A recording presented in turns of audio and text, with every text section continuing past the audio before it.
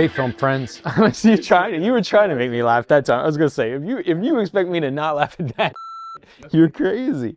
All right, we're on. Hey, film friends. I'm Nick Furman. This is Furman on Film. Welcome to the channel. In today's video, we're going to be doing something a little bit different. We're going to have a shorter deep dive and spoiler conversation about the new alien home invasion thriller, No One Will Save You. We'll touch upon some major themes and various interpretation of the film's ending before I give my own conclusions. So let's get started.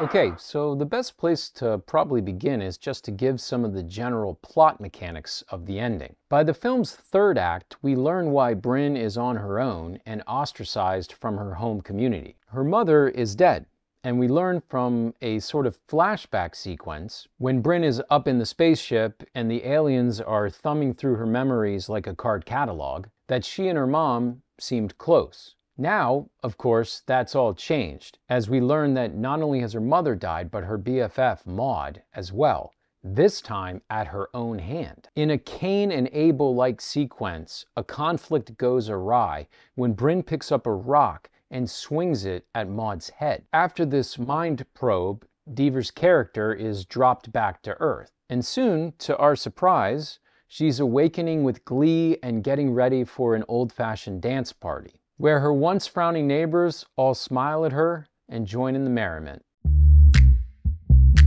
So, I basically have two readings of the film's conclusion. The first is that Bryn stays in that same town unpossessed, while everyone else around her has been body snatched. The townspeople are now kind to her because the aliens who saw what was inside decided to spare her life. They essentially let her go because they noted the magnitude of her suffering and her feelings of loneliness and isolation. They experienced empathy and acted accordingly. Now, the alternate reading is that she actually is possessed and is now living in some sort of fugue state of happiness that the aliens have planted in her mind. In this case, when that nasty sea anemone looking thing was shoved down her throat, well, that's when the body snatching began. And all the rest is a projection in her head. Now, the movie actually allows for both options. For the latter, you never see the other people break into chittering or alien sounds during that final dance sequence. And this is in stark contrast to how the people behave earlier in the film, like on the bus, for instance. And furthermore, the very final shot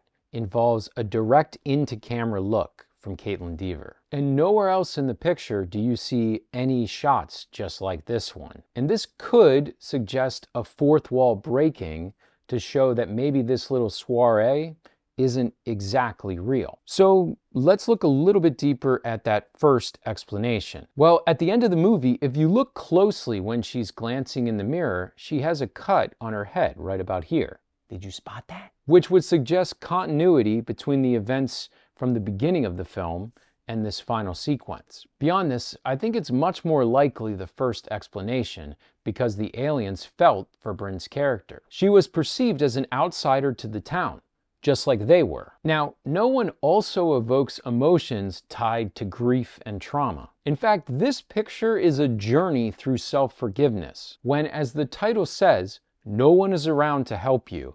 Can you accept the burden of the guilt of past actions? And I think this is a big part of the doppelganger sequence. This is about facing and even killing yourself if necessary, destroying the shame of past hurt inside of you. Now, one final thing deserves mention here. You know, this movie is obviously built around a gimmick. There are really only a few lines of dialogue in the entire picture. And yes, this trick does fall a little flat in a couple moments. Sometimes no one stretches a little too far to avoid dialogue at all costs. But by eschewing nearly all words, Duffield is able to foreground motion and powerful visuals. And second, we have to look at what those words actually are. In this case, both lines of dialogue are apologies. I'm sorry, Maud. When we think about the grief expressed here, it gives tremendous weight to the decision to cut out all other speech.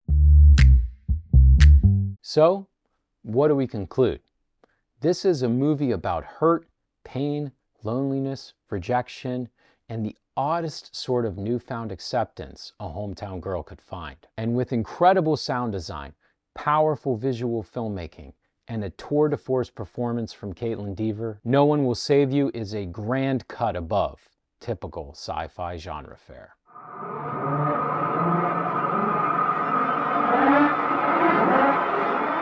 Well, there you have it. FOF explains No One Will Save You. If you enjoyed this review, please let us know by giving us a thumbs up and subscribing to the channel. I'm Nick Furman, this is Furman On Film. Stay firm, my friends! Alright, sorry. Alright, I'll do it all right here. Also, don't forget to visit FurmanOnFilm.com for even more movie content. Thanks for watching. I'm Nick Furman. This is Furman On Film. Stay firm, my friends.